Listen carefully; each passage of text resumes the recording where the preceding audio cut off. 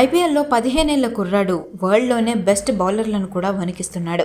అతనే Rajasthan Royals young sensation Vaibhav Suryavanshi.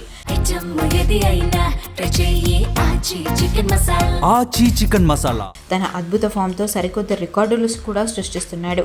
Punjab కింగ్స్తో జరిగిన మ్యాచ్లో కేవలం 16 బంతుల్లోనే 5 సిక్స్లు 3 ఫోర్లతో 43 పరుగులు చేసిన వైభవ్ ఈ సీజన్లో 400 పరుగుల మైలురాయిని అందుకున్న తొలి బ్యాట్స్మెన్గా నిలిచాడు.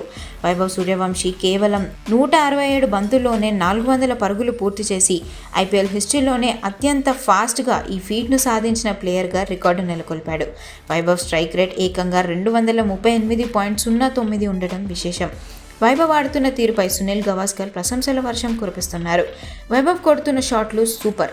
అతని కోసం బౌండరీ లైనప్ వద్ద 10 మంది ఫీల్డర్లను పెట్టినా కూడా అసాధ్యం. చిన్న వయసు కావడం వల్ల ఏ బౌలర్ను చూసి అతను భయపడడం లేదు, కేవలం బాల్ను మాత్రమే చూసి కొడుతున్నాడు అని గవాస్కర్ అంటున్నారు. వైభవ్ వల్ల మిగిలిన టీమ్స్కు పెద్ద సవాల్గా మారుతుందని ఆయన అభిప్రాయపడుతున్నారు.